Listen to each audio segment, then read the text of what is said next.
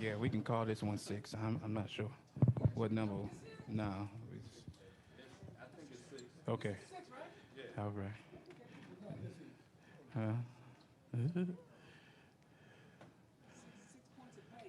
Ooh, shouldn't be too painful today.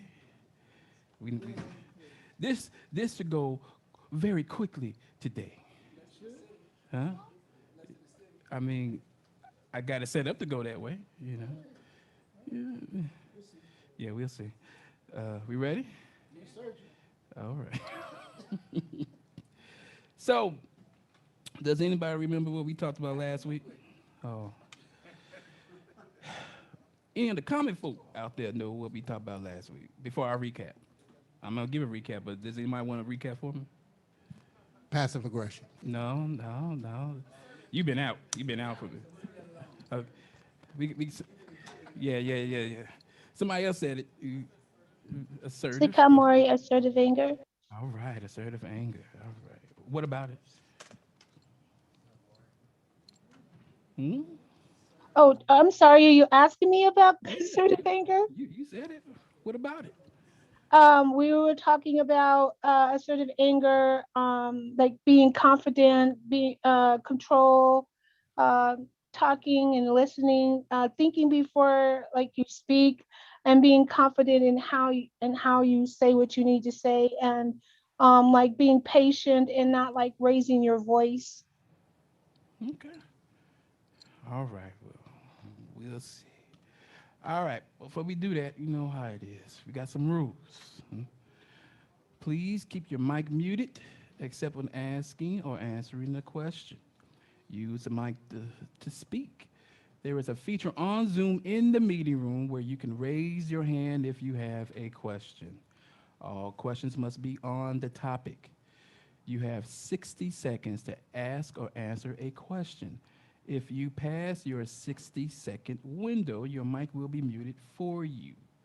These rules are due to time and the recordings of the lessons. These are live teachings. We must give the Moreh enough time to complete the lesson. This will be mixed with discussions to help build one another. Please do not abuse the time.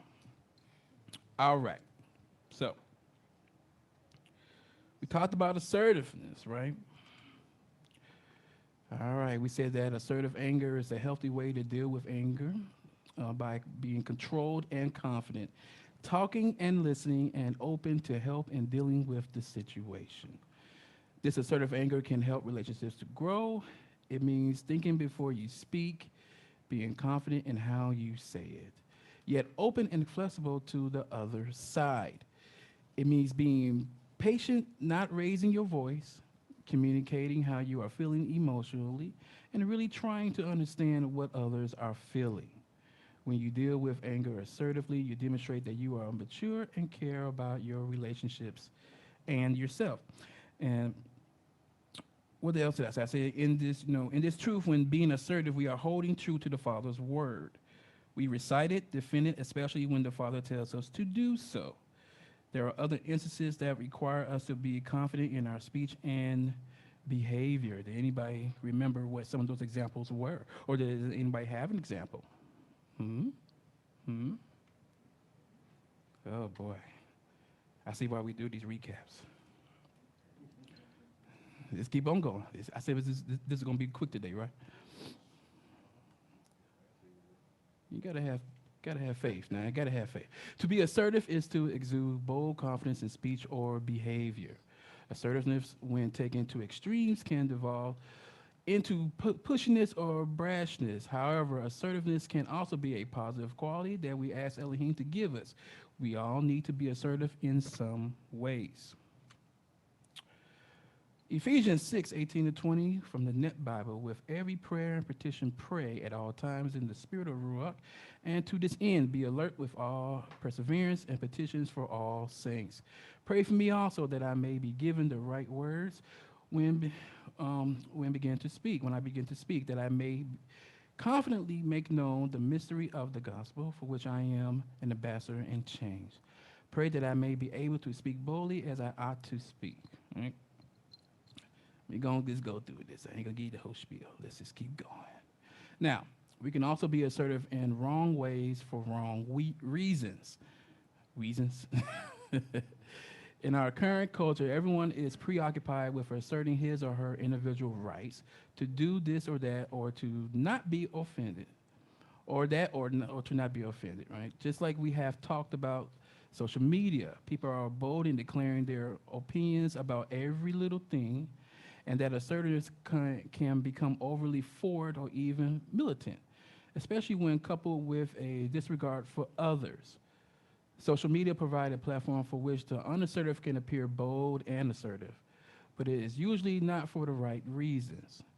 Internet blustering, threatening, and ranting are not demonstrations of healthy assertiveness, but of self-centered preoccupation.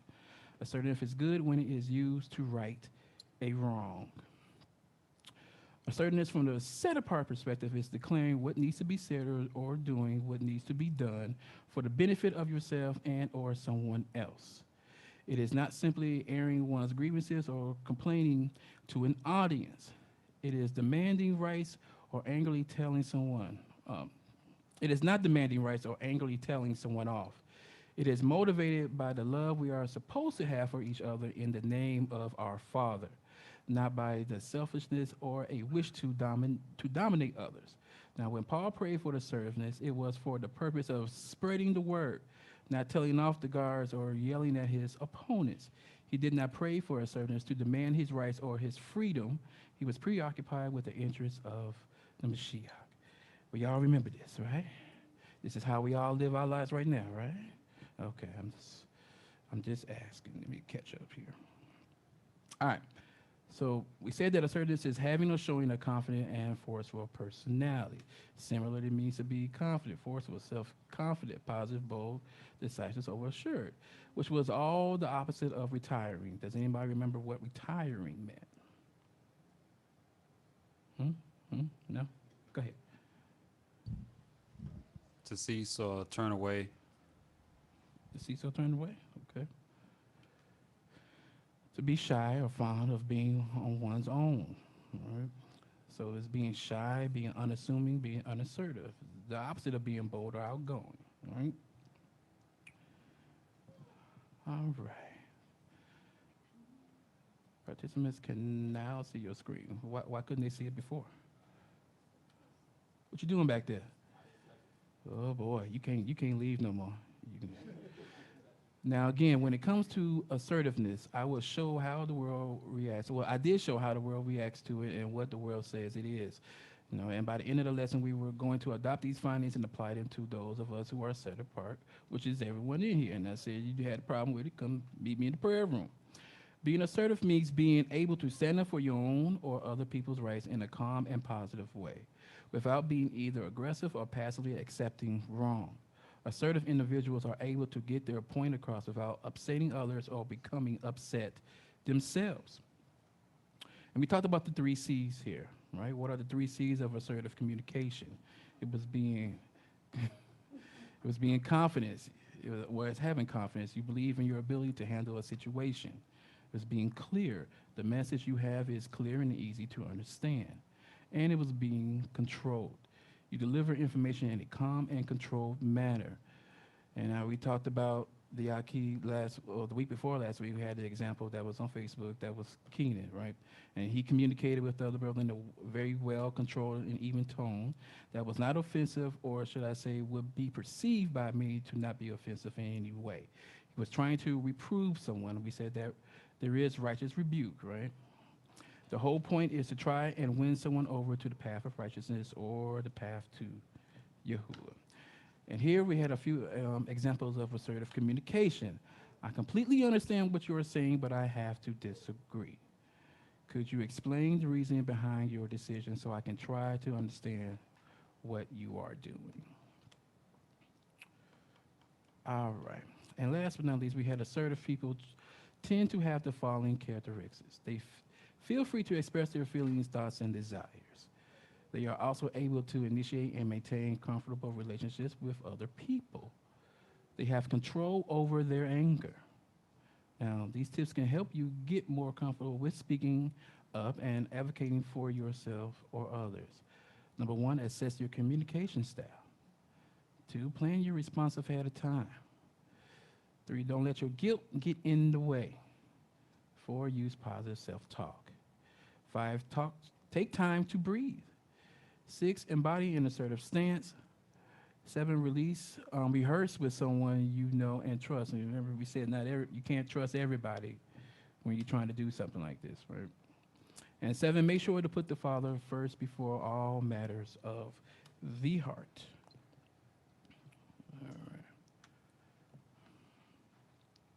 All right. So that was brief. Told you we gonna get this out today.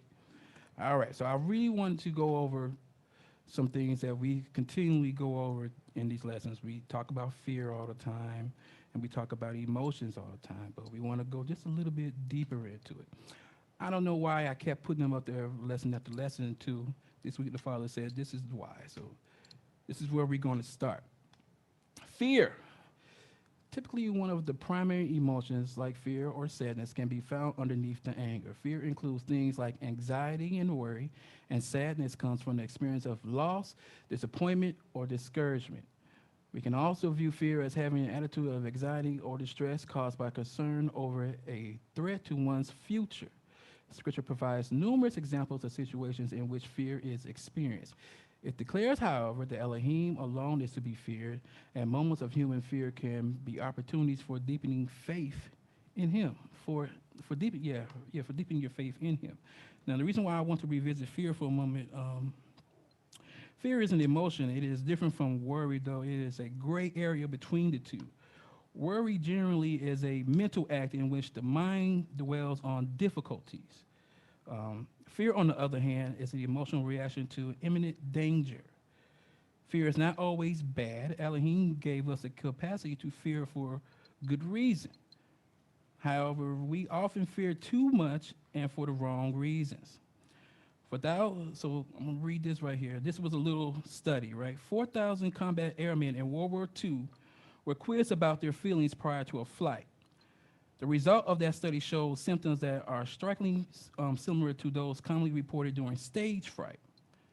In order of their frequency, here are the top 6 reasons they have, right? Let me put it, I don't know what I did with it. But let me just read them. I just read it to them. I thought I put them up there. I guess I didn't. All right, so number 1, they have a pounding heart. Number 2, they have muscle tension. Yeah. Number 3, they're easily irritated. They're angry or sore, right? Number 4, dryness of mouth. And number 5, perspiration. And number 6, they have butterflies in their stomachs. They're very nervous, right? Now, these messages from the brain that cause hormones to be released in the body are designed to prepare us physically to deal with real danger. Now, when these airmen in combat experienced these feelings of fear, it was appropriate because, they were in a life-threatening situation. Right? When a Moreh feels the same emotion and has the same symptoms, he is afraid of what people will think of him, or his poorly prepared message if it is so. But in this situation, no, it's not fear that's taking over him. You know what I'm saying? He's just worried about what somebody has to say about him. Right? In both cases, uncritically accepting false information causes fear. The Hebrew language refers to emotions such as fear with words that refer to parts of the body. We talked about that before, just like with the heart. It always encompasses something because those are very important organs. So fear is the same way. Fear is associated with the gut or the spleen because we can fear inside ourselves. Fear causes a physical sensation. It is a bodily state. So 1 John 4:18, there is no fear in love, but perfect love casts out fear. For fear has to do with punishment, and whoever fears has not been perfected in love. What does that mean to somebody? Please wait. Let the people talk, man. Somebody now. Read it. You got? Somebody? Huh? It ain't that difficult. Go ahead. Oh, go ahead. Go ahead now, Monica. Slika Moreh, because there is no fear in love, um, because perfect fear casts out fear. So basically, when love is perfect, there is no room for fear. There's absolutely no room because it's balanced, and fear has to do with punishment. If you're doing everything right according to Abba's, you know, rules and everything, then there's no punishment. Because if you're not doing everything right, well, there's a punishment. And whoever fear has not been perfected in love, or and whoever fears, that's like if you're afraid, you have not been perfected in love, because fear casts out, or love casts out all fear, Okay. or perfect love casts out all fear. All right. Anyone else? Go ahead, Michelle. Shalom. So, I just wanted to ask. So this this doesn't apply to the fear of Elohim, though, right? Because they talk about in Psalm 19:9, the fear of Yahuah is clean, standing forever. Right rulings of Yahuah are true, their rights altogether. So this is just talking about, the fear of man, that, or the fear of a A situation, situation and right? things like that. Yeah. Yeah, I was going to say, I think that if I think you are, so I don't want to jump ahead, but I think a lot of times the word fear in the English, we base the answer off of that word fear. However, just like in the Hebrew, there's a couple of words that's for fear, right? So there's one that's morah, right? Morah literally means fear, but in a way of what, but everyone have heard that word before, right? Morah, from the word morah, right? So there's a fear of teaching, learning. There's that type of fear. Then there's yareh, right? Which is the reverence type of fear, which is what I think Mishael was talking about. But I think as we go further into it, we'll start to see how to define fear, at least from the scripture's perspective versus, let's say, our dictionary's perspective. Yeah. But how do we show true love to the Father?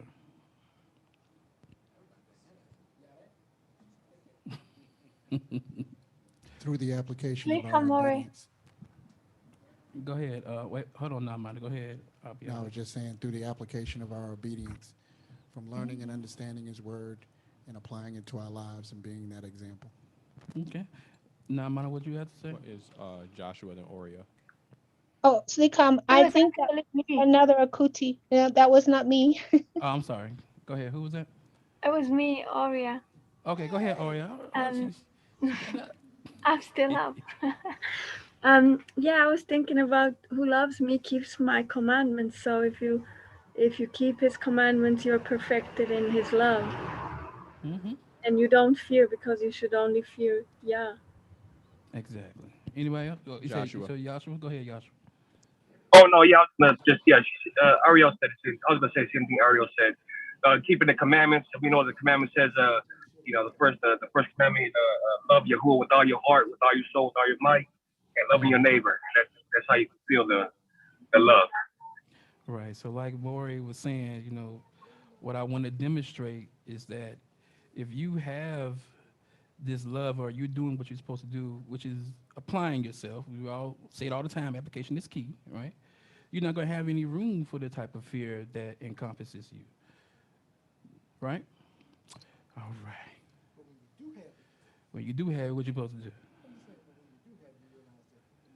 Yeah, you're really not.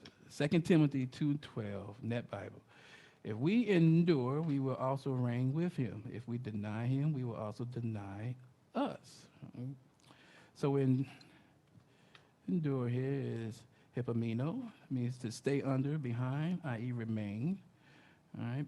To deny him is is it arneomy. That's what that is. Yeah, that's hard right there. To contradict, i.e. disavow, reject, is to deny, refuse. Now, when it comes to enduring, is to have a sense to withstand, to face, and withstand with courage.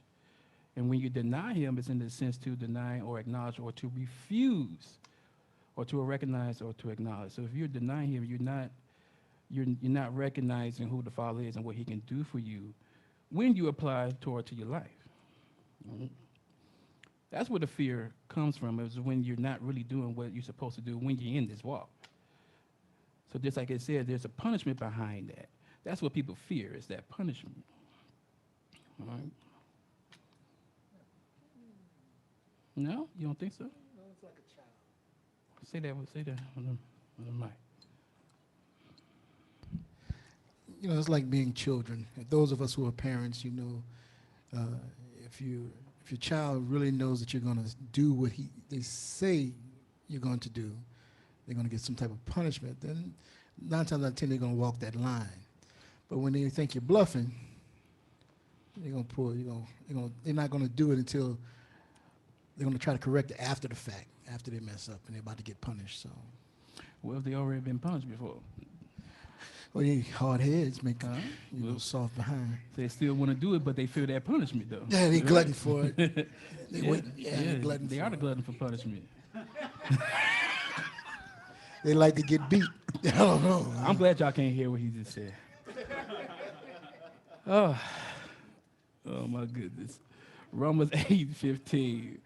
For you did not receive the spirit of slavery or bondage to fall back into fear, but you have received the spirit of adoption as sons, by whom we cry, Abba, our Father.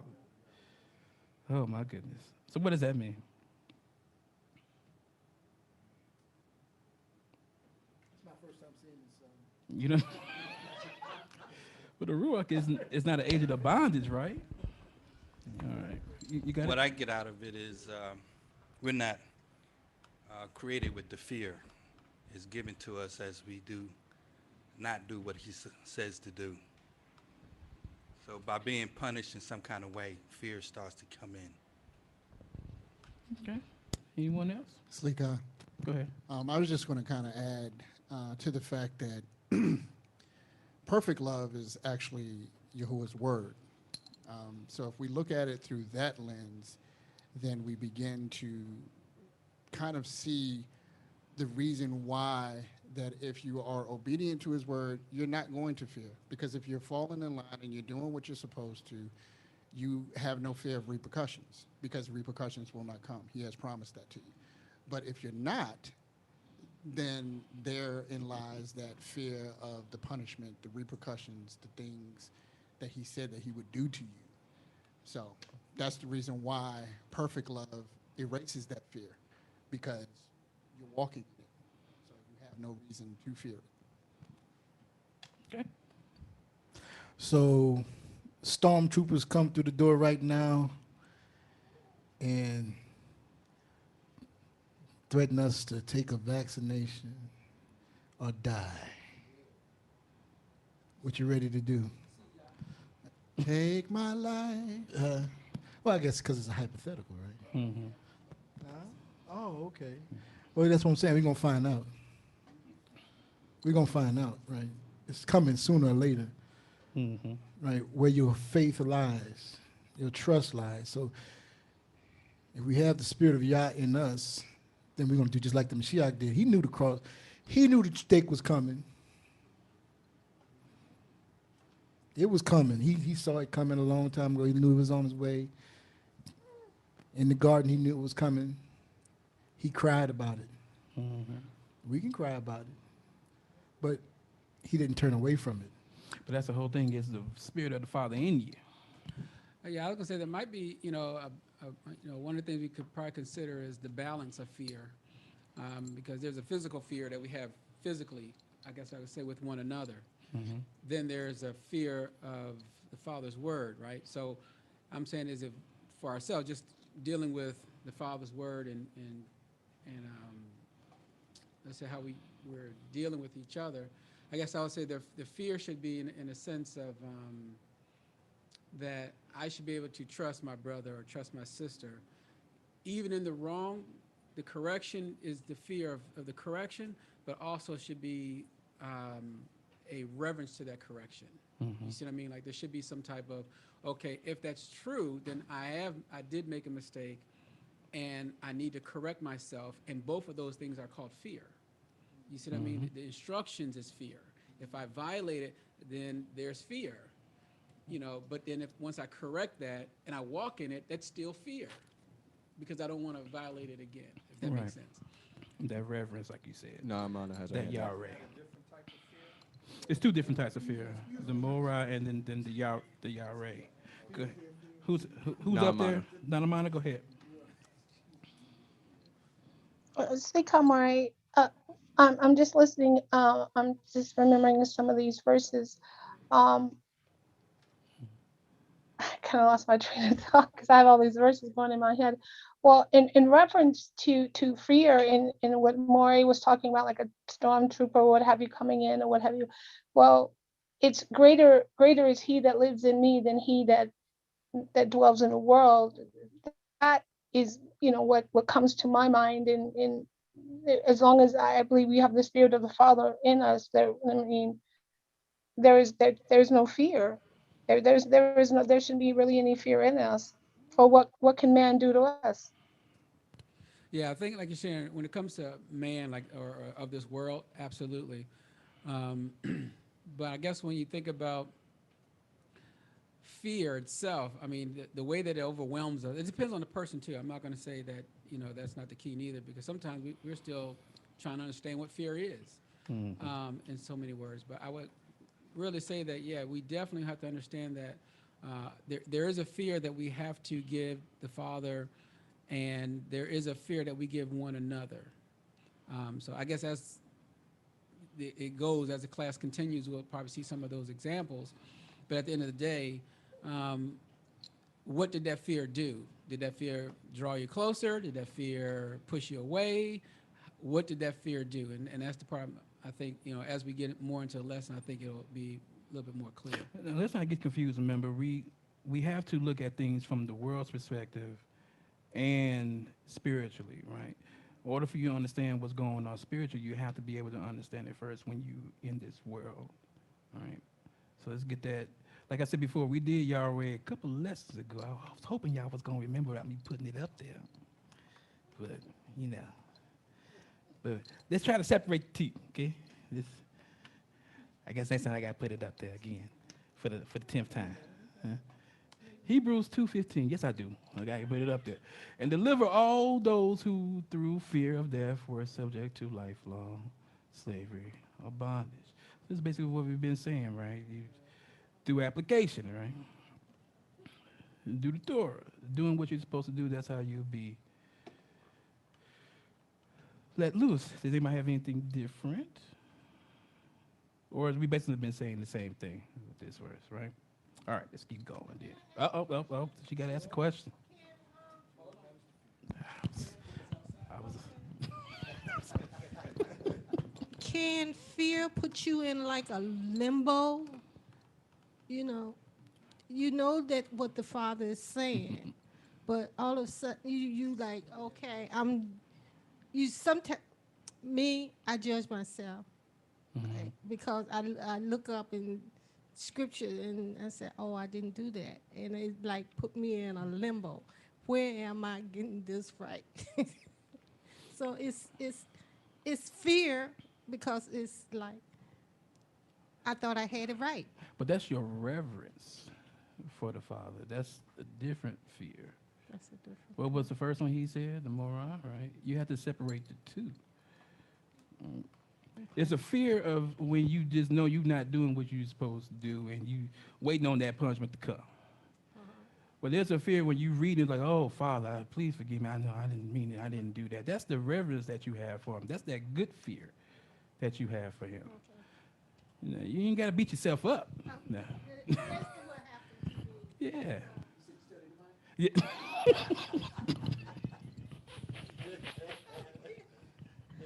I just want to, that's what I think. That's what I do. That's what I know I do. Yeah. I messed up one time and I said, oh my goodness, and I like freeze. Yeah, nah, you ain't got to remember I said last week, we are our own worst enemy. We can talk ourselves into stuff and we can talk ourselves out of stuff, You gotta be able to separate that too. Right? But no, it's different. You ain't gotta put yourself in limbo with that. All right. Now, let's talk about managing fear for a minute. Okay. This is when you're inside the world, or you can probably apply this to spiritually too. But solving the problem of fear requires deliberate and careful thought. This thought process involves several stages. Accept your fear. Accept that this feeling exists. It is real. Do not deny or repress it. And we're going to talk about suppression towards the end of the lesson here. Identify the occasion for your fear. Feelings cannot be wished away. Feelings are often involuntary. They are the natural response to messages sent to the body by the brain, which is reacting to perceived danger. Since a message may or may not be accurate, the problem is not the emotion you feel, but the reason you feel it. So that's what you were just talking about, right? So when you say you have an issue or you have a problem that you're fearing, this is where you need to stop and you need to start assessing exactly what it is. Why do you have this problem, and is it relevant? All right. Well, I'll start off with how real is, well, like I just said, how real is the danger that causes you to feel afraid? And lastly, interpret the occasion for your fear in the light of Elohim's word, right? Just like David interpreted the perceived threat in context of what Scripture says about Elohim's power, providence, and loving kindness. You know, he was always talking to the Father about something that was about to go on with him, right? All right. Psalms 56:10 through 11. And Elohim, whose word I praise, and Yahuah, whose word I praise. And Elohim I trust, I shall not be afraid. What can man do to me? That should be something over. You should write that down somewhere. So as soon as you start to feel that fear, you can start to reverence that, right? All right. How we doing so far? All right. Of course, you're doing fine. All right. Romans 8:31-39. Elohim's everlasting love. What then shall we say to this? If Elohim is for us, who is against us? Truly, he who did not spare his own son, but delivered him up on behalf of us all, how shall he not, along with him, freely give us all else? Who shall bring any charge against Elohim's chosen ones? It is Elohim who is declaring right. Who is he who is condemning? It is Messiah who died, and furthermore is also raised up, who is also at the right hand of Elohim, who also makes intercession for us. Who shall separate us from the love of the Messiah? Shall pressure or distress or persecution or scarcity of food or nakedness or danger or sword? As it is written, for your sake we are killed all day long. We are reckoned as sheep of slaughter. Right, that was Psalms, you can know that from Psalms 44:22. But in all this we are more than overcomers through him who loved us. For I am persuaded that neither death nor life, nor messengers, nor principalities, nor powers, neither the present nor the future, nor height, nor depth, nor any other creature shall be able to separate us from the love of Elohim, which is in Messiah, Yahushua, our Master. All right. I'm persuaded. You persuaded? Okay, I'm just saying. So this is the compass of in the spirit when it comes to fear. I mean, it's just like I said all the other lessons. Are you putting the Father first? In your decision making, is he at the center? Because like I said in the beginning, you won't have any room for anything else if you're doing what you're supposed to do, or if you are in the Father's presence. There should be no fear. There should be no fear of man, and there should be no fear of the Father. All right. Any questions so far? All right. Let's not prolong it. Let's get to why we're here today. We're talking about emotions, right? You know what emotions are. We always talk about it from a worldly perspective. We see that it's a natural instinct, state of mind deriving from one's circumstances, mood, or relationships with others. Like we always said, it's concerning your feelings and your reaction or your response to a certain situation, to a certain person, or anything that you're going through, whether it be negative or positive, right? Let's see here. What about from a spiritual perspective? Mm. Scripture portrays both human beings and Elohim as having emotions. Emotions and sentiments are of importance to the life of faith. Human feelings can be positive or negative and are subject to change and misinterpretation. So, with that, I knew that there had to be an underlying cause for some of us that keeps the negative aspect of our emotions so up front in our lives. All right. Could it be because of sorrow and pain? Psalm 6, 6, and 7. I am weary with my moaning. Every night I flood my bed with tears. I drench my couch with my weeping. My eyes waste away because of grief. It grows weak because of all my foes. That doesn't express anybody here, does it? No? No? Uh, well, you need to go in the prayer room. It's something against you now. Huh? I didn't mean to bring that out. Isaiah 35 and 4. Say to those who have an anxious heart, be strong, fear not. Behold, your Elohim will come with vengeance. With the recompense of Elohim, he will come and save you. Is this where some of us are? Are we downtrodden in misery and in pain? Or do you keep this to yourself? Do you have anybody to talk to with this? Nobody but you. But sometimes he wants you to tell somebody else. That's what he says, but you're not on this. Is that the only time you call on the Father, though?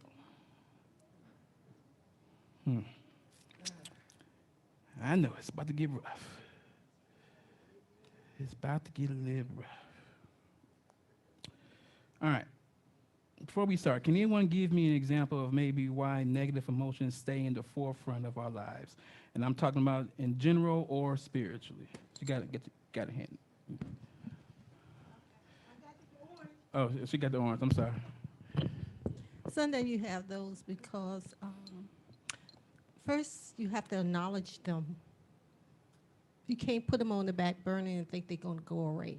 Mm-hmm. You got to acknowledge them first. So what you're saying is when you don't acknowledge them, you keep them up there. They be in the front pew like Moreh Chanan said. Here, go ahead. Yeah, he behind you. I know, right? There's a stranger in the building. Must be a good word. He's bringing them out, ain't we? Go ahead. I think that it stays in the forefront like that because overall, it's unnatural, and that unnaturalness is always going to be there, to focus on because it's not supposed to be a part of us. Okay, so one could say it's a couple of things, or there's quite a few things, but let's just say, for an example, your experience, and you have not dealt with it yet. So it's always there because it hasn't been dealt with. And then primarily, like I said, some of it comes from history, like what you've been through. So it's there. And so these are like reminders when you go through things like that. You and then Lance. I was going to say non-mana.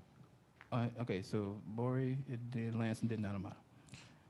In agreement with Moreh, it's a defense mechanism. Mm-hmm. I keep them up, and they alert me when something feels the same as I've already been through this before, so let me guard up. Clearly. I agree with both of you, but also I feel that what's going on in the world, what's portrayed on television, all that keeps fear going. So if you're not strong and keeping yourself in the word to stay strong, you're going to always have some type of fear. Mm-hmm. Nanamana?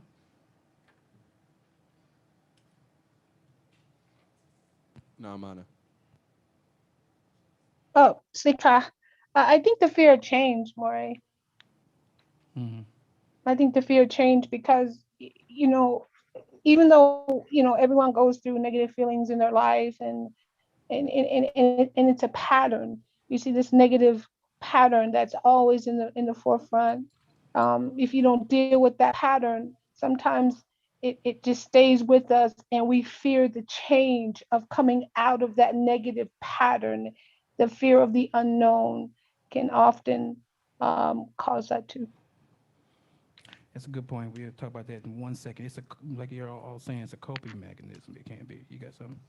I was also, I mean, I'm 100% agreement with everything that everyone said, but I also wanted to add that ultimately, the first step to solving a problem is acknowledging that there is one.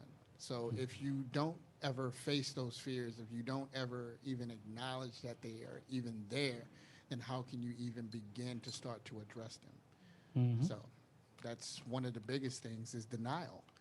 Um, you know, I've had so many family members, you know, in my past that they went on for decades dealing with the same problem because of the fact that they were just denying that there was even something there. So they never addressed it. Yeah, and I was going to say the other portion of it. Sometimes we haven't replaced it with anything. You know what I mean? Like to overcome something. Sometimes when you remove something, you need to put something righteous or something in that area so you can use that as going forward. But if you don't know how to do that, or if you don't know how that works, then you're going to keep what you believe is helping you at that time, good or bad. You're going to use that until you get something better or until you get the understanding of it. Because it's all you know, right? Love my pain. Mm-hmm. My friend. It brings me joy. Okay, what about this? What about emotional abuse? Hmm? I said it was gonna get a little deep. Hmm? So, emotional abuse is any abusive behavior that isn't physical, which may include verbal aggression, intimidation, manipulation, humiliation, which most often unfolds as a pattern of behavior over time that aims to diminish another person's sense of identity, dignity, and self-worth, and which often results in anxiety, depression, suicidal thoughts or behaviors, and post-traumatic stress disorder, which is PTSD. That's all the Hebrew. Good. That's all. Oh, you just the whole nation. That's pretty broad to say, abusive behavior. Emotional abuse is difficult to comprehend because it encompasses so much. There's a list. Oh, here, I'm going to take a look at. All right, so we're just going to focus on things that are highlighted. We have three that we know from passive aggression, which is blaming, shaming, and sarcasm. Now, when it comes to actual emotional abuse, you have silent treatment, scapegoating, blame shifting, and forced isolation. Right? Now, I specify potentially, abusive behaviors because some of the behaviors on this list could actually be healthy context, or people may look at it as such. Let's take sarcasm, for example. Many people consider sarcasm a key component of a good sense of humor, and we know we got somebody who loves to do that often, all day, all night. If you don't like it, oh well. But here's the flip side to that. What if someone doesn't know your history? Oh yeah, that's a problem. Is it then right to hold what you're going through against them? Why or why not? Yeah, you got it. Go ahead. Because you put them in the same position as the other person. You view them the same. There's no difference. If you went through someone that's unrighteous, so to speak, and then you deal with someone that is righteous, but because of there hasn't been the emotional abuse hasn't been dealt with. So when that person that is righteous is like that to that person, they don't they can make a little distinction because they know it's a different person, obviously by name and view. But I would say that they would definitely need to know, because if not, they're going to treat them as though it's the same thing. There's no difference. In other words, that mind of that person that I dealt with before, I believe that person's mind is in this new person. And not knowing that person that they're saying that to, may be like, no, I'm nowhere near the way that person may be thinking, But without knowing that, it becomes a problem. You know, we're supposed to be open with one another, right? And that don't always happen, does it? Go ahead. Well, the other thing is, you hear stuff like, because you don't know me, and I don't know you really, and I'm trying to get to know you because you're trying to show yourself friendly, and the person doesn't easily open up. So again, like I say, you can trigger somebody, and you don't know you've been triggered, and then the next thing in their mind is that I thought these people were I thought they were in the truth. Is this how the truth is? Is this how Yahuwah's way is? Or they like to say it in the church, I thought they were saved. It's the same principles, because they are still associating something that was bad with what they experienced. There's something new. It connects to that past to them. So that's why it's important for you to express that. Say, I think I'm taking you the wrong way because I'm just not down with sarcasm, or I'm not down with, that type of humor. It triggers me. Then the person knows, okay, I can't, joke with you like that. Right. Or play with you like that. Because you don't know how someone's going to take it. Yeah, I don't know you yet. And I believe that's where we are today still with some of us. We still carry on that burden, and we don't know how to talk about it. That's why I asked, do you talk to people about something that's going on with you? That's something that needs to happen, right? Communication is very important. All right. See people starting to droop a little bit. Yeah, it's okay. It's okay. Yeah. Now, the emotional life that Scripture commands for us as a believer is not solely one of self-control nor of emotional denial. We are supposed to experience peace or shalom in relation to Elohim, as well as joy, hope, and gratitude. Rejoicing is even commanded. What's that song we? Huh? Yeah. Right. Okay, but you ain't have a mic. Yeah, you ain't having a mic. It's all right. It's.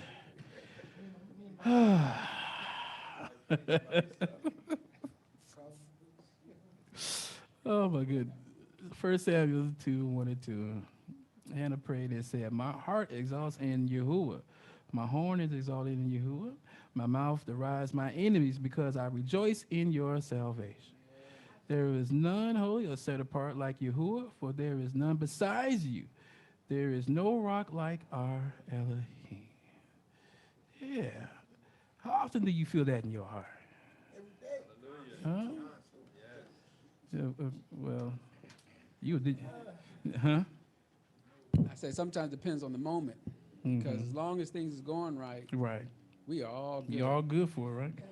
When things go south, you back to my weeping, then my tears on my couch. Right, I got it. That's when you're supposed to do it. Yeah. Is somebody out there with the across the street like Gucci? Nah, I think it's the reverse. That when things are going good, at least from what I see, that people tend to forget to rejoice and thank the Most High. So. When you're in the world, yeah, you ain't got them anyway. Yeah. But I have a tendency to feel like there's a lot of people when things do go good in the world or not, they can forget about the Most High, but they turn up when things get bumpy and turbulent. Well, that must mean that somebody ain't put the Father first, then, right? But in that case, I think it actually depends on the person, because you have, like, let's say King Manasseh. Everything was going good, would serve other Elohim and everything else. Then he ends up in jail. Oh, he's hanging up in chains. Oh, Father, forgive me. He had a whole prayer that's in the Apocrypha. But when everything was going well, they say he was one of the, besides, I'm talking about what the world would say. They say he was one of the best kings in dealing with foreigners and things like that. Oh yeah, we'll worship other deities and things like that. So I think it really depends on the person. But ideally, we should be trying to strive to serve the Father in both situations, when you're just doing good or when you're doing bad, and then forgetting him on the other side. But like it says, you're supposed to rejoice in him always, though. It doesn't matter if it's good or bad. Ken Moray, sorry. Go ahead. Yeah, Ken Moray. I mean, we're supposed to give thanks and everything. You know, I was gonna recite Psalms 107 verse 1. Oh, oh, give thanks to the Elohim, for he is good, for his steadfast love endures forever.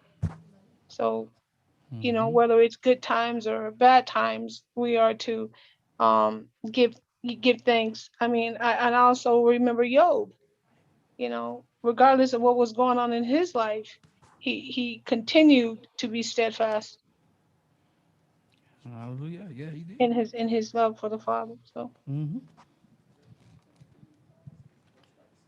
All right. Psalms 4 and 7. You have put more joy in my heart than they have when their grain and wine abound. And I like what it says in the Net Bible. You make me happier than those who have abundant grain and wine. Huh? That's how you should feel, right? You should, right? But do we always feel like that? No. And now, understand why I'm bringing all this up. We've been talking about distractions, right? So I just want you to understand when you're not doing what you're supposed to do spiritually, this is how this stuff turns bad, right? When you don't deal with the things you're supposed to deal with, this is how this stuff can turn bad. Because remember what we said, these different rules can come in and out. All they need is a little bit.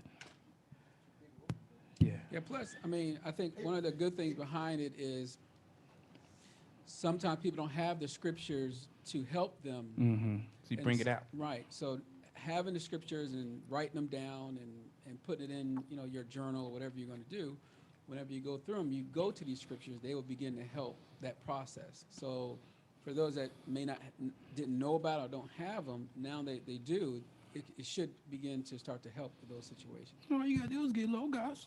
It's $50. No, okay. You can have 67 Bibles. Huh? Oh my goodness. Mm-hmm. Psalms 28 and 7 from the Targums. Yahuah is my strength and my shield. On him my heart has set its hope, and you have aided me, and my heart exalts. I will give thanks in his presence by my psalms. All right? Yahuah Kasad. Go ahead. Hey, send that link for logos. Send a link. All right, shalom. My goodness. Psalms 30, 11 to 12. Then you turn my lament into dancing. You remove my sackcloth and covered me with joy. So now my heart will sing to you and not be silent, O Yahuah, my Elohim. I will always give thanks to you. Is this examples of the joy you're supposed to be experiencing, even when things are going bad, right? Luke 1, 46-47, and Mary said, my soul magnifies Yahuah, and my spirit of Ruach rejoices in Elohim, my Savior. All right. Let's keep it going. Now, what about fellowship? Hmm? It's needed? Now, fellowship is characterized by participation in the emotions of others, rejoicing with those who rejoice, and weeping with those who weep. Romans 12, 14, and 15. Bless those who persecute you. Bless and do not curse them. Rejoice with those who rejoice. Weep with those who weep. So, the Mishpachah.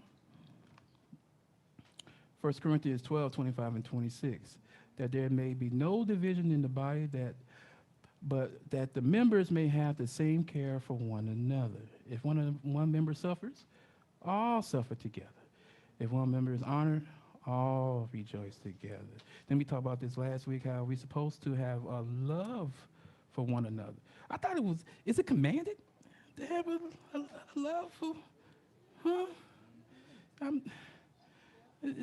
This is just a continuation on from that, right? It's a statue, right?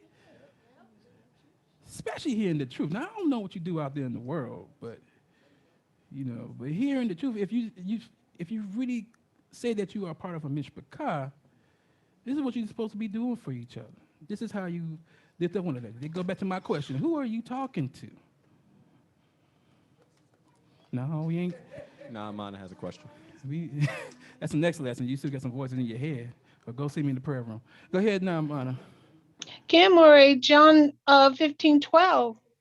Mm-hmm. Hamashiach Yahusha said that, it's his commandment that we love one another as as he's loved us. So, fellowship is very important. We are to have that amongst each other. Mm-hmm. And we are to, talk with each other, you know, check on each other. If we notice that, some of our members aren't there, call each other, talk to each other, find out what's going on, because, we are set apart. We are to be in communication with each other because that's love. Right. One of the main things is to understand that you're not in the world anymore. So when you come into this truth, you're supposed to have a whole different outlook when it comes to not only yourself, but the people that are around you. Right? All right. Love for Elohim and one another. Psalms 116, 1 and 2. I love Yahuah because he has heard my voice and my pleas for mercy.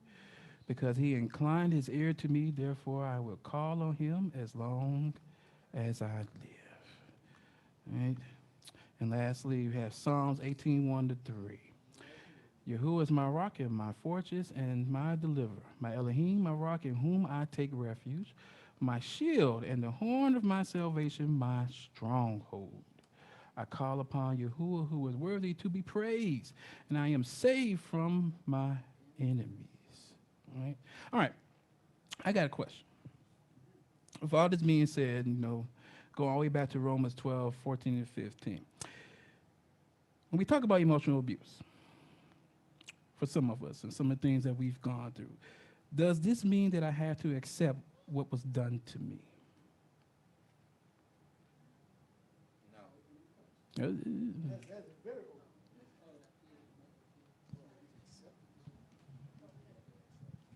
Well, that's not that opening, is it? Yes or no? You have to acknowledge what has been done to you, and you have to forgive. Was it 7 times 77?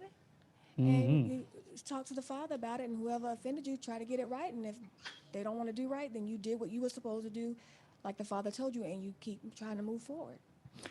Exactly. You do have to accept it. That's starting the healing process, right?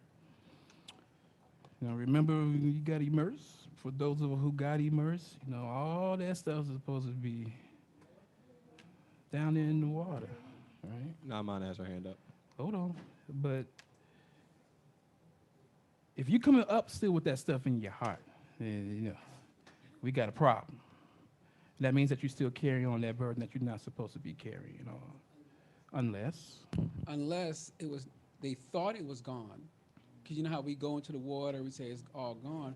But when it's out of sight, out of mind. You forgot about it at that moment. Right. And then when a trigger comes, then it comes back up. And that old person comes up because it was never really dealt with back then. But the point is that sometimes when we go into the water, we think about the year, this year, 2 years, 5, we think about the recent stuff, or the transitioning into the walk. And, we just go down, come up, new creature, old things passed away. But later on, we realize that when we go through something with somebody, next thing you know, that wasn't dealt with, and this portion wasn't solved. That's what I would say. Hold that, dog, because that's going to be my next question. Go ahead, Nadamana. Moreh, I just wanted to concur what Akuti said. I just wanted, about it, when she was like acknowledging it, and acknowledging that you're still having issues with this problem, and forgiving, right, and forgiving that person, and going to that person. If you can, go to that person and try to set it right. If someone has hurt you. All right, go ahead. You got something? So the question that the sister had answered, yes, we have to acknowledge what happened, but in relating it to immersion, when the text talks about renewal of the mind, it's not that, like, when you come into this walk, it's not everything instantly changes, but what should change is how you handle things. That's what this walk is about, because even though you've been, let's say, released from something, it still can come back. But with that immersion, or that renewed mind, you're supposed to handle it differently, and you do that by what the text tells us, and how to handle times of triumph and time of struggle. So that's really what it's about. And relating it to the fellowship is important because no one person has it all figured out. And if we're one body, then we uplift each other and we strengthen, and we pick each other's up. Mm-hmm. All right. Go ahead, Lance. I was going to piggyback on what he was saying about fellowship, because with fellowship, You gonna Land do back, what now? land back. You're gonna land back. Land back. I was about to say, brother, the I'm prayer room, sorry. turn the light on. Land back. Turn that light on the prayer room. Pause. Yes, forgive me. Ride that pig's back, huh? Pause. Land back. Okay. But what I was going to say was, with that, you being able to communicate the things that you're fearful of, or the things that you've been through, and you'll find that other people might have been through some of the same things, and it helps you heal. It's like you having a conversation like that, and it could be the perfect opportunity to say something like that in reference to what you're talking about. If people don't know something, you don't have to divulge your whole life to somebody, but in that context, why wouldn't you give them information that's pertinent to help them understand who you are? Yeah, I was gonna say, traditionally, we would say, yeah, we don't have to accept it, but I would say that in certain cases, you will have to accept it. Meaning, okay, I've accepted, now how do I deal with it? So you're accepting what it is, but do you have to accept that person as well? Right, if it's your brother or your sister, absolutely. Yeah. So, are you talking about just someone out the street? No. Okay, so if it's your brother and sister, sure. Oh.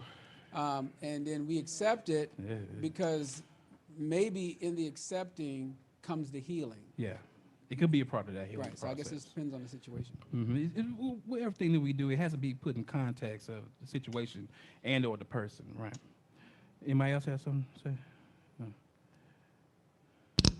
You know, when it comes to how we should be opening up and speaking to our brothers and sisters, another thing that comes along is like maturity. Is the person that I'm speaking with mature enough to handle what I got to say? Because a lot of people, you know, can't handle the truth. Can't handle my reality. I got you. You know, it might be deep. It may be real deep, you know, and they might not be on a mature level to, you know, to discuss it. But I know, like Abba says, that he made us sanctuaries everywhere we've been scattered. We're like little sanctuaries. So we should be able to go to one another for that refuge to But it's like everybody's saying, you have to accept it first. That's how you move forward. If you're not accepting of it, then all this other stuff is going to come up, right? You're going to be in that limbo that even Jeanne was talking about. We got Shemaiah, then we got even Jeanne. Okay. Also, because I have been in an emotionally abusive relationship, 2 years of having a protective order, all of that. Okay. But in that, because you all know I used to counsel in the school for like 10 years, I would actually work with mothers and students who are actually going through the same thing. Now, it's very, very important that people be able to separate things, especially when they've gone through traumas themselves. They may go through a trauma that is totally separate from the trauma that, especially if you put yourself in a position where you're trying to help a person. They may have gone through a trauma themselves as well, and it's something called countertransference, where if you're talking to that person and you're making an attempt to help that person, you may transfer some of what you feel to that person, and it may not be helpful.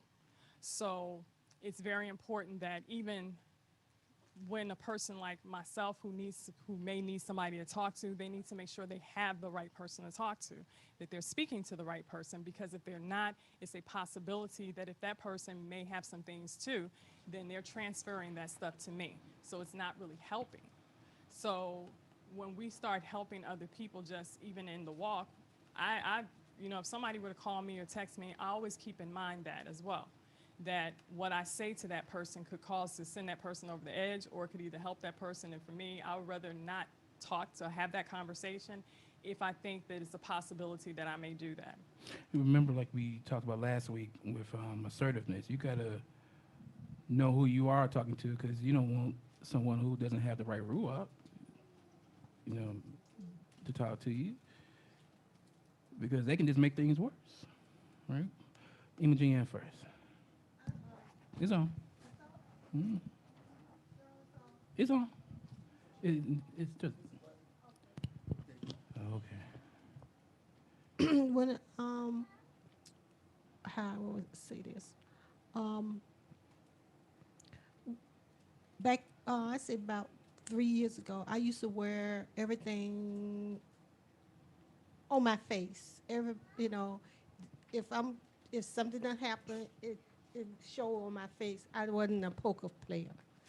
If something was upsetting me, you know it by my face. Yeah. So what I did was lately, in trying to get rid of stuff that I don't need to handle or I don't need to worry anymore, it reminds me of that lady who has this mask, and her mask is smiling, and behind her is sadness. I stopped writing down everything that was bothering me or how I react to it, and I stopped praying on it. I know it's not going to come like that. It's going to disappear all of a sudden, but with the Father's help and the Ruach and Yahushua, I'm praying, I'm getting scripture to help me move to where I need to be, because I'm more happy. I'm happy, but sometimes I get him havoc. But I do apologize. One time I wouldn't even apologize. I do go back and say I'm sorry. And but I think if you just take time.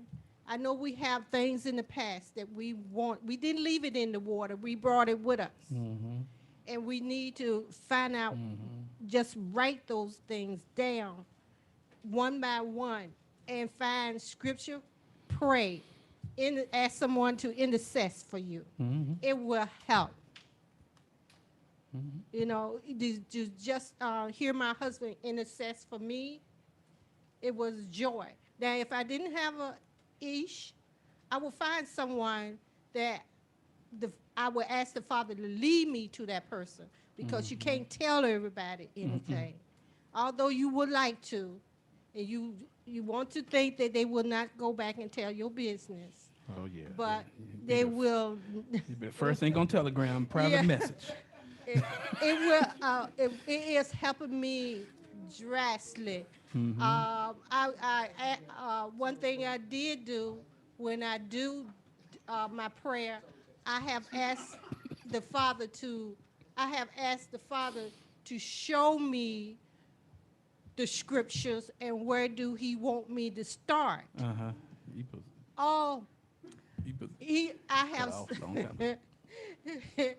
To get me healed, I have read from John to Revelation 4 times this year. All right. All right. 4 times this year, and I have kept notes of how my feelings were at that time. Oh yeah. So I am moving. All right. I know my time is over. Yeah. That's 60 seconds out the water. I was like, nah, man. I guess the button didn't work. Yeah, it was in your heart. I appreciate it. Told her. You get. Boy, you gonna get paid for that one. You've been going a week. You sure you don't want to say? Okay. Shalom, Go shalom, ahead, Nama. Moreh. Go ahead. When often, and this can also be in within mishpachah, when people have been emotional abused and having, post-traumatic stress disorder, what I find very interesting and it's very important is, when people confide in me, I will use myself for an example. I use discernment. I go to the Father and I ask him for wisdom whenever someone is defining, whenever someone is talking with me. And the most important thing is to just listen to them because sometimes people just want to be heard. And I listen, and together we will, search the scriptures to whatever ails them, and just be quiet and not put anything out there because they're trusting, they're trusting in me to be confident. And I think that's so important to get. Yes, it is very important. Listening is a key because some people do just want to, but at the same time, they want to say something because they do need the help, or else they wouldn't talk to you in the first place. All right. All right. Hold on. Let Moreh go. Go ahead. You. Lamadyahu. Okay, Lamadyahu. Shalom, shalom. All right, I just wanted to add just real quick. We as men very often deal with these things in our relationships a lot of times because the way society is set up, many of our women are very often abused, and they're coming from abusive relationships. And we have to kind of place ourselves in the position of Hamashiach, as what he said, for us to love our wives, our women in our lives, and just the women in our nation in general, the way that he loves us, okay? And so I just wanted to kind of add to the conversation that you don't always know what a person has gone through, or sometimes you may know, but you may not even know the extent of what they've gone through. Mhm. And so when a situation, let's get back to the sarcasm and stuff like that, because I'm a very sarcastic person myself. I mean, I laugh and I joke, No. and hey, I can take it the way I get it. Not you.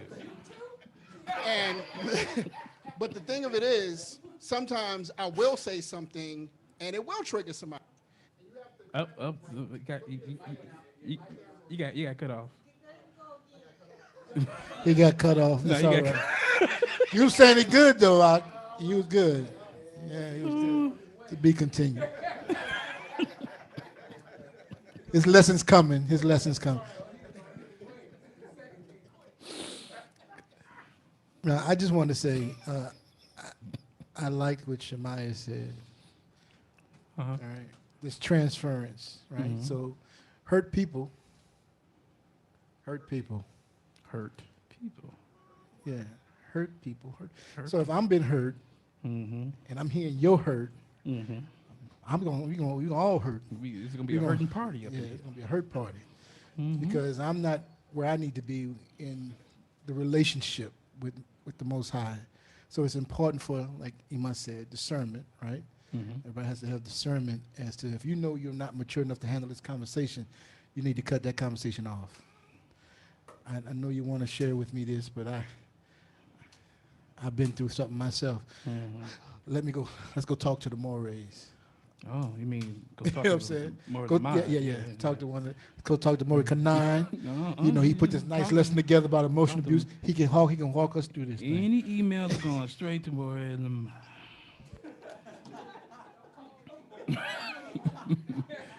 All right, so we only got 3 slides left, but let me answer this other question that goes back to being triggered that Moreh Lamont said. So, question: what if a brother or sister in the truth says something that reminds you of the person that used to verbally abuse you? Oh, you heard me? Okay, I'm sorry. I'll read it again. Yeah, because I got a little scared. What if a brother or sister in the truth says something that reminds you of the person that used to verbally abuse you? Because it's emotional abuse. How would you handle that? We got hand up in the back, hand up. Yeah. Well, you would let that brother or sister know that what they just said to you or how they spoke to you kind of not rubbed you the wrong way, but made you have a bad memory. And you ask that person, can they not speak to you in that tone or talk to you that way? Okay. That's one way. Anybody else? Nah, mana. Not a model. I would also ask that person, why would you say something like that? Where did that come from? Okay. But with that, what if it wasn't in a negative way? What if it's just because of what you've been through that you perceive it that way? So would it be Well, then, fair to ask them that question? well, then, if that was the case, then I would have to question myself. Okay. Anyone else? Go ahead. Slika, yeah. I was just going to add to what Akoti Abiyah said, that in conjunction with letting them know that they've just said something that kind of triggered you, but also keeping in mind that this individual more than likely does not know that that's a trigger for you, and do not take, you have to kind of like check your own emotions. You have to keep your own emotions in check and not take out any aggression upon them because they didn't know. You know, they had no concept. Remember that pertinent information that's lost in the conversation that you could have gave them? All right. Who has something to say? Yahuah side, then Moreh Daoud. Go ahead. Oh no, I'm good. Yahuah said it. Yeah, sure he did. Yeah. Moreh Daoud. Your Google stopped working. I know. Go ahead, Moreh Daoud. When it comes to dealing with a sensitive subject matter like this, the responsibility lies on the individual, and, especially when they overhear the truth and how they're walking the truth out, because, nobody knows, exactly what you might have gone through in life, to get you to where you're at. So, everything is a conversation, and a lot of times, this is where brotherly love, sisterly love come in, compassion come in, empathy comes in, sympathy comes in. We all coming from different walks of life, and we can't always be so easily offended because we're all getting to know one another one day at a time. And like the sister said, like our coach said, it's a conversation, it's an acknowledgement. If I offend you by saying something unconsciously.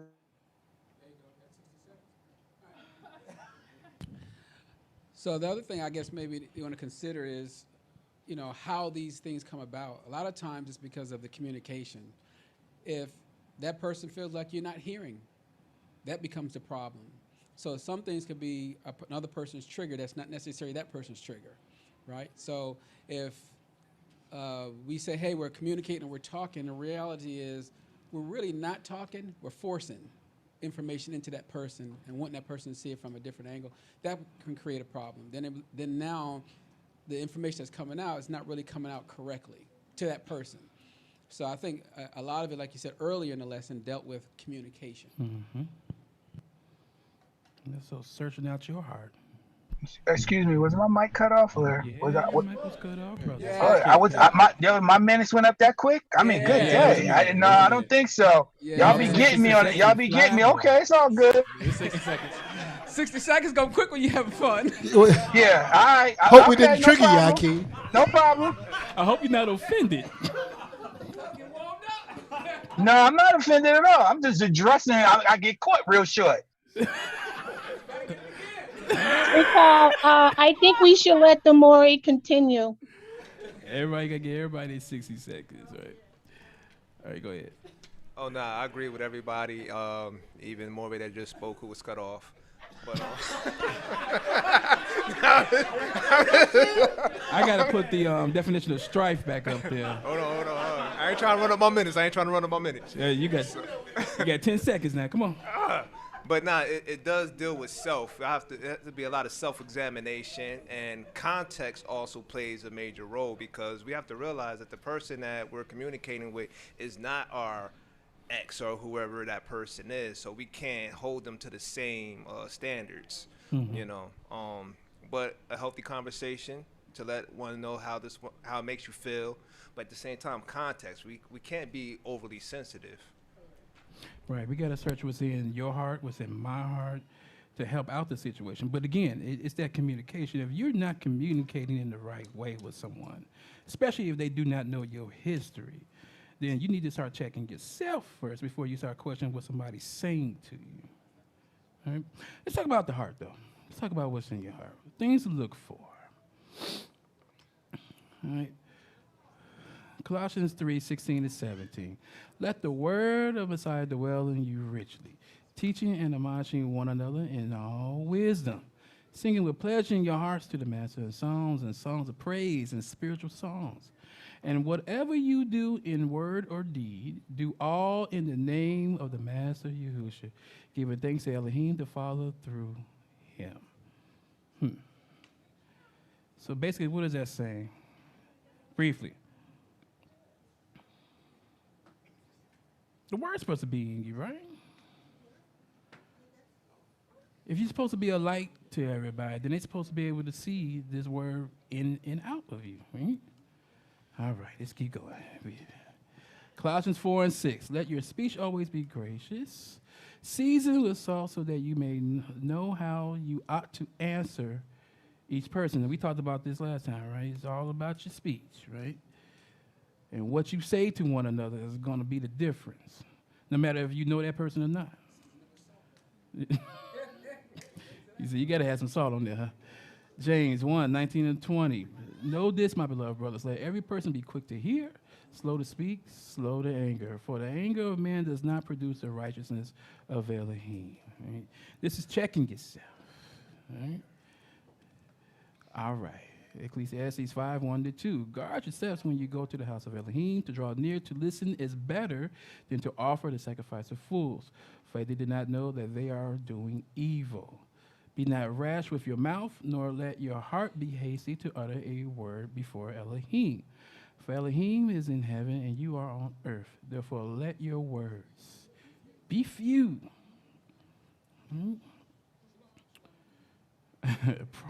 Proverbs 10:19-21, Targums. By the abundance of words, sin does not cease, and he who restrains his lips is discerning. The tongue of the righteous is choice silver, but the heart of the wicked is a blow.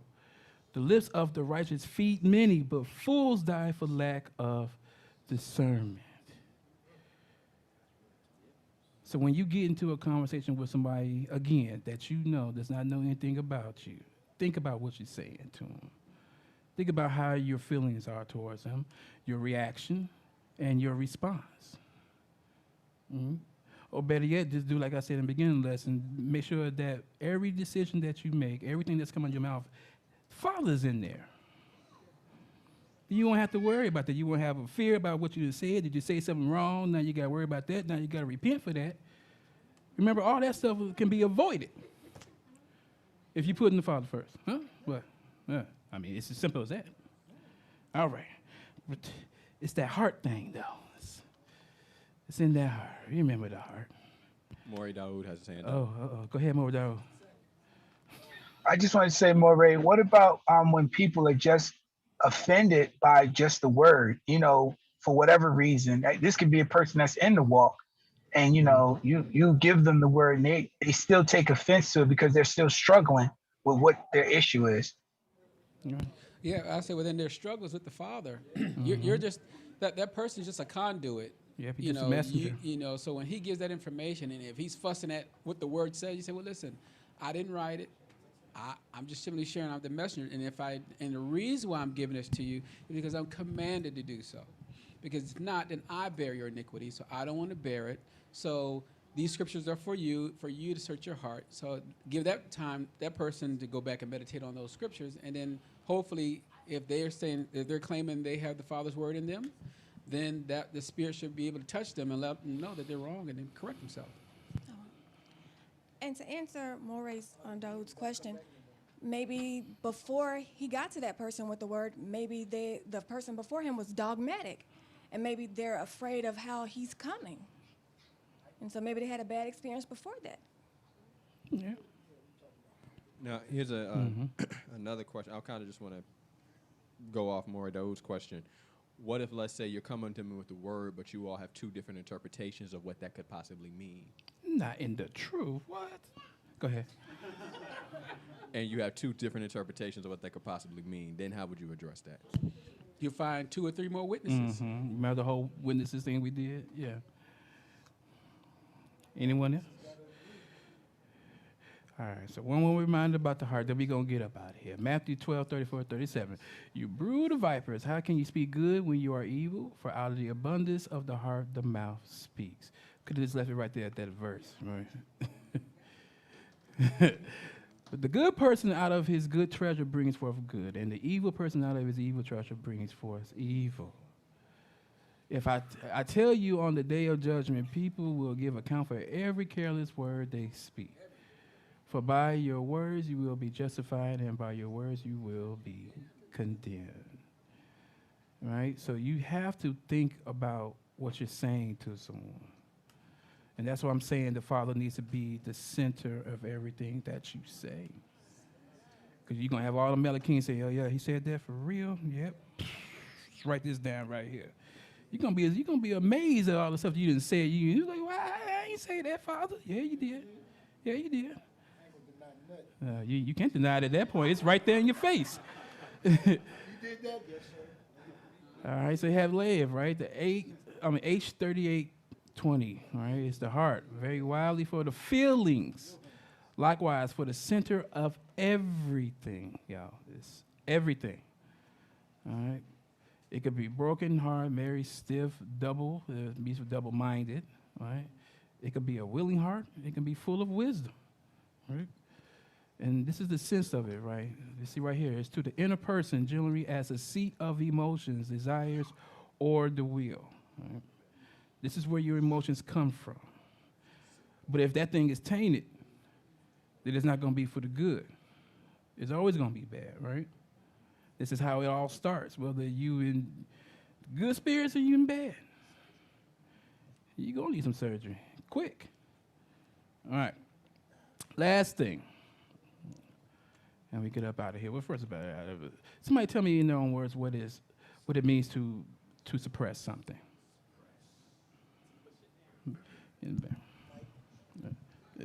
Sikamori, that means to hold it in, to suppress, to hold in forcefully. Okay, go ahead, Shemai. To push it down. Push it down. Okay. All right. All right. So here's the act of keeping something from happening. All right. So this is going to lead into us for our last lesson of the month next week. Yeah. Simon, what you clapping for? Oh, okay. I'm about to say, hey, now, you trying to cause some strife up here? Okay. Don't worry, I can give you another month. No, I don't know about. The Father ain't spoke to me yet. There are many reasons people choose to suppress their emotions. You might have been exposed to damaging effects of the two and vowed to never let such a terrible emotion control you. You might have learned from past experiences that no good ever comes from anger. It seems that anger only produces more conflict and more problems, so it's just easier to not make things into a big deal. Or you might have perfectionistic tendencies and find yourself driven to keep up a certain image no matter what is actually going on under the surface. Hey, look, this comes to me. If you suppress your emotions, you might find yourself questioning the validity of your emotions. You probably devalue your opinions and defer to those who are louder and more outspoken. You might shy away from potentially difficult conversations because you don't want to cause trouble. Exposing personal problems or needs is also a terrifying prospect because you are supposed to be happy and helpful person in your relationships. Now, the key to figuring out if you suppress your emotions is the question of avoidance. In choosing not to say anything when you are hurt, upset, or have an opinion, are you avoiding something? Is your fear of potential repercussions driving you to stuff down, suppress, and pretend that you don't have any strong emotions? Ultimately, suppression is an attempt to avoid pain. The problem is that ignoring or hiding emotions doesn't make it go away. It continues to grow and spread the unseen parts of your interior world. It is at best a short-term solution that puts off painful and uncomfortable interactions until tomorrow. Not to mention the fact that you miss out on the potential growth and deeper connections you could experience by engaging in those uncomfortable conversations. You're holding on to or trying to suppress something that has happened in the past or the present. And because of this suppression, it shapes how you feel, it shapes your reaction to something and your response in either a positive or a negative way. That's why we keep talking about emotions, right? This is the reason why the Father wants us to talk about it. For the sake of this lesson, we focus on the negative because these are the things that feed these ruachs of spirits that keep us distracted from the Father. With these distractions, we can tend to get passive aggressive or assertive. And what we'll see next week, just downright open. So that's going to be our last lesson next week is when all this stuff comes to a head, it can cause open aggression because you don't know how to deal with it. And eventually, just like Akuti always did, it's going to blow up. Not the pistol. Oh, my goodness. The more he got the pistol, oh, my goodness. Questions, comments, or concerns? Sika Moreh, Yes, ma'am. I just want to say thank you so much for this this lesson. Hallelujah. I'm learning a lot. Hallelujah. Learning All a lot praise to the Father. about myself also, and I just want to give all thanks and esteem to Abba Yahuah for giving you this wisdom to teach us this lesson. Hallelujah. Baruch Hashem Yahuah. Hallelujah. And Mishael and Yahuah. Go ahead, Mishael. Shalom. Speaking of pistol, the more I spoke, the image that came to mind when you talk about suppression was those who are familiar with firearms, silencer is also called a suppressor, right? Right.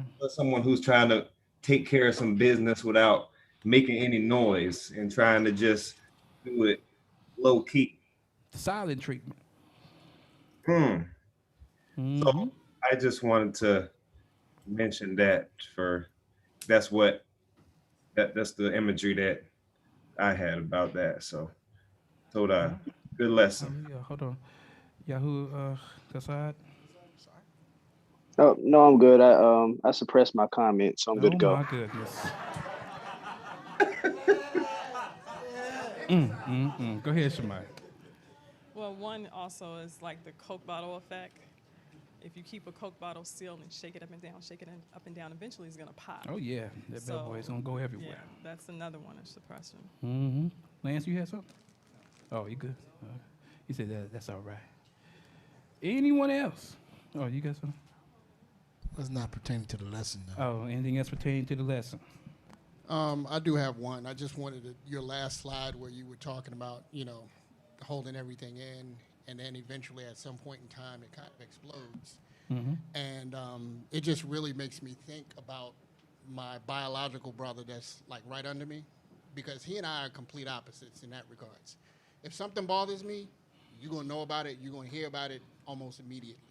Him, he will hold stuff in, and literally like about 2 years ago, a year and a half, 2 years ago, we got into a disagreement about something. He started bringing up stuff from like 15 years ago, 20 years ago, that he still was holding in. He's still holding on to it. And so on. So, I know firsthand how dangerous that can be. And he does like what you said. He gets very explosive whenever this stuff starts to come out, because it's been pent up for so long that now he's just, that time. Whoa. So, very dangerous. It is. Yeah. Whoa. That trigger effect, right? You done said something that triggered it. I want to add to like what Mishael was saying. That behavior, what my brother does, that's suppression fire. Where he's coming at you. Go ahead. Yeah, suppressing a lot of that stuff it will consume you, and it will change your spiritual DNA. I feel, you know, you'll become more of that stuff that you're trying to suppress, and it might start coming out like Sister Shemaiah said, in explosive manners towards others, maybe even unintentionally, but it will come out in some form or fashion. Doesn't have anywhere else to go. Okay.